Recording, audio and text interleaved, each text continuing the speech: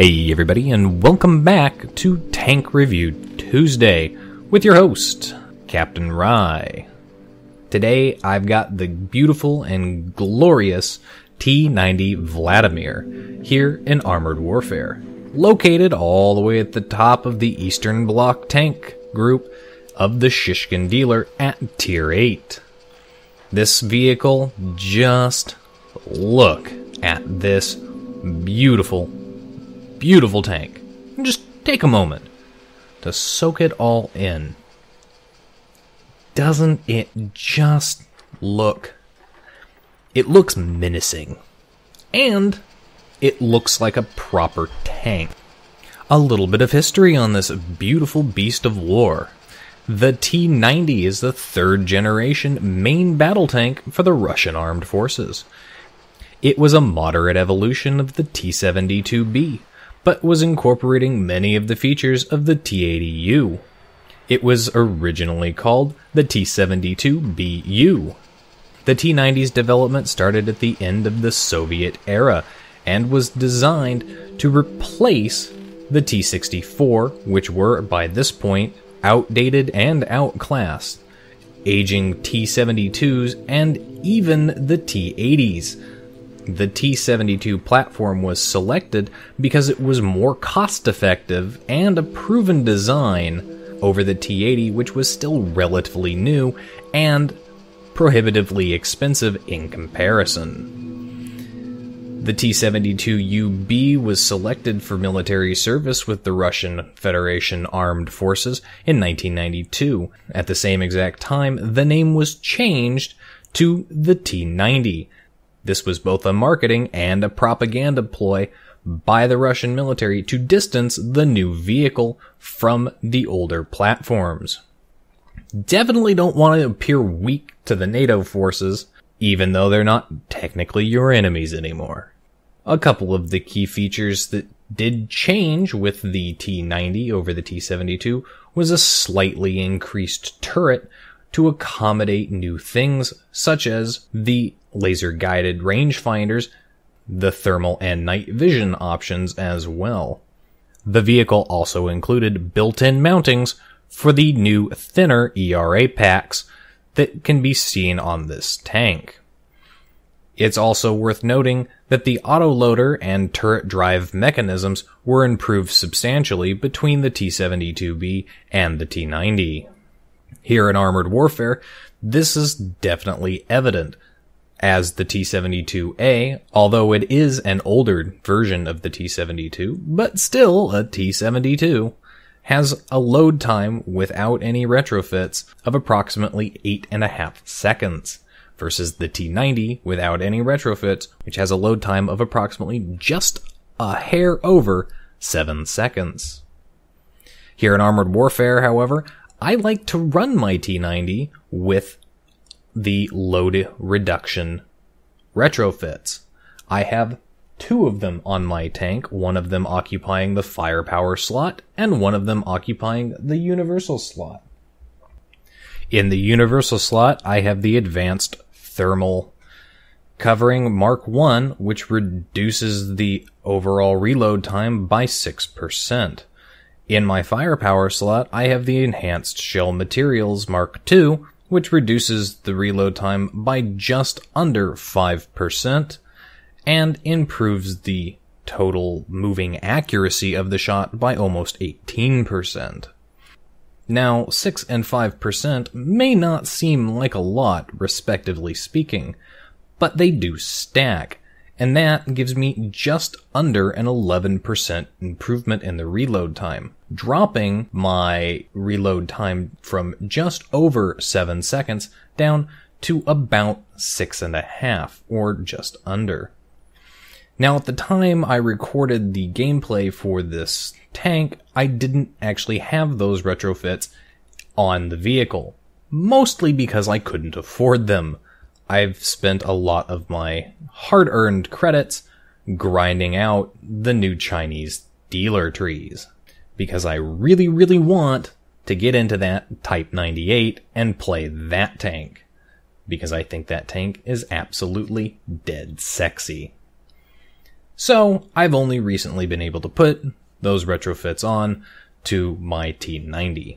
Going into some interesting additional facts on the T-90, the T-90 is still in service with the Russian Federation military, but they have also begun exporting the vehicle in large numbers.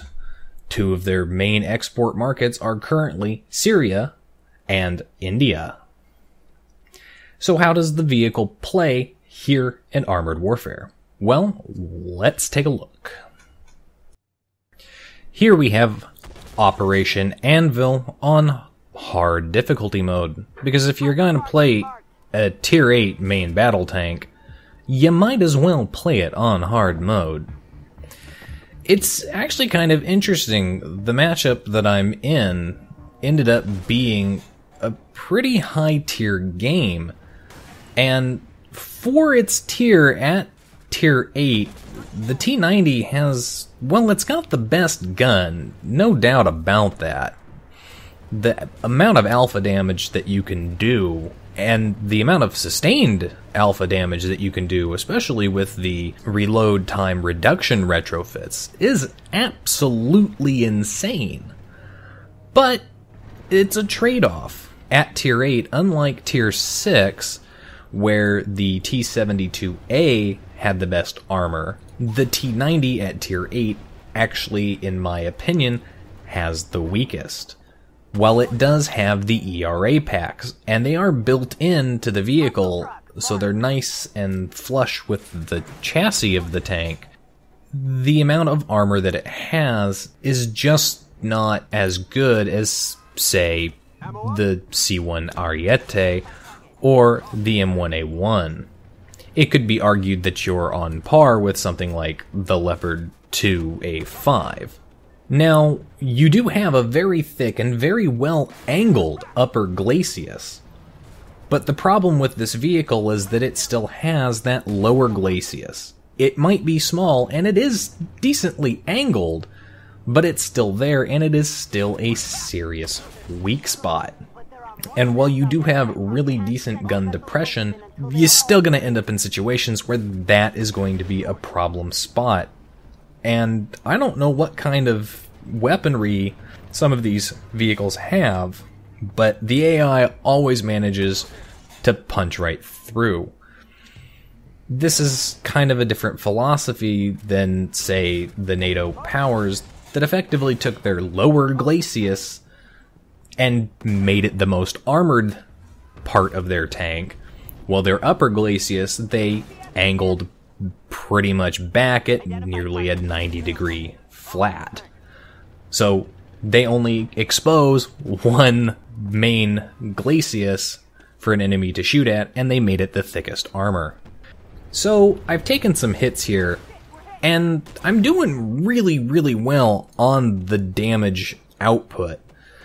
And you can see the kind of numbers that I'm able to pop up there. My average damage roll is consistently popping up in the high 500s or low 600s.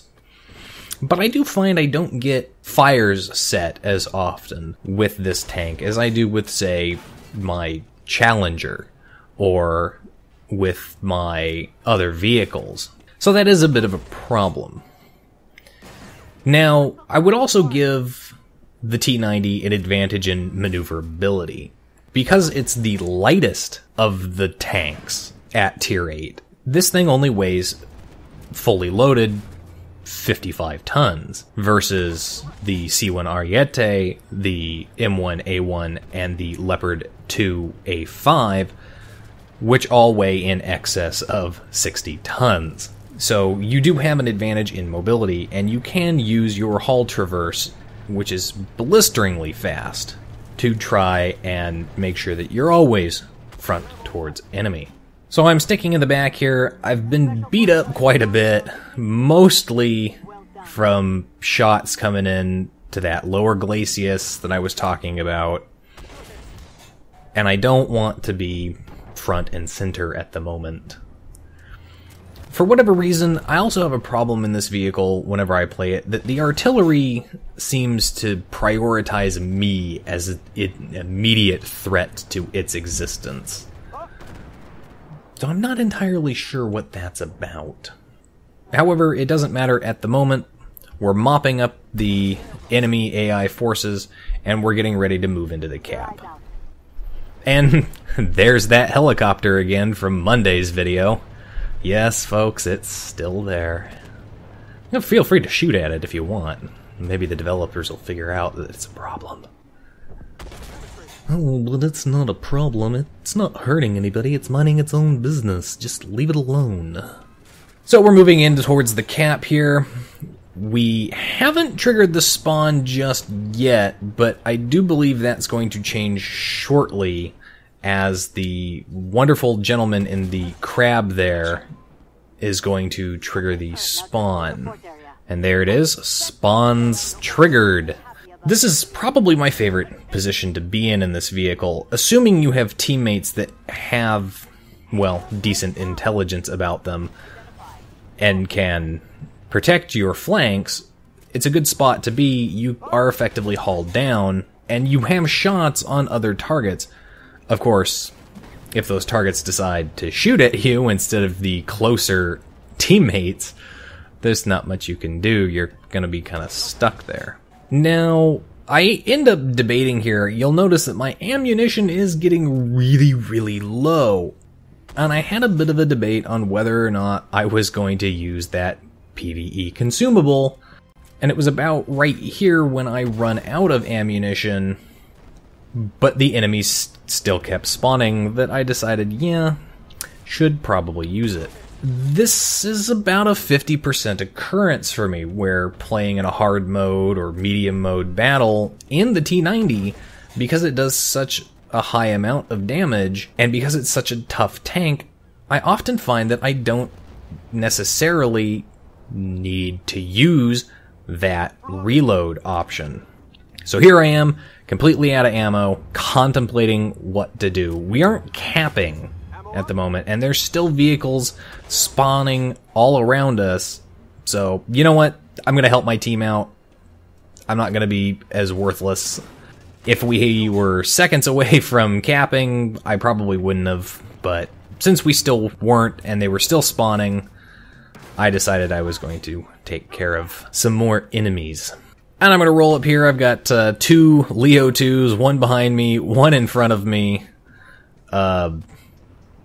Can't turn my turret around to shoot at the guy behind me, because then I give the back of the turret to the guy in front of me. But my team has not quite managed to take care of the guy behind me, so I'm going to rotate around, and I'm going to get a quick shot off, and I'm going to finish it up. Anyway, that was a pretty good battle for me. Did a high amount of damage there, and was still alive at the end of the battle. Got a lot of kills. I'm pretty happy with this tank overall, I have to say. It's a very solid vehicle. And that's it for Tank Review Tuesday. Join me next week for PvP Sunday, and of course, the continuation of Tank Review Tuesday, and a little something on Monday.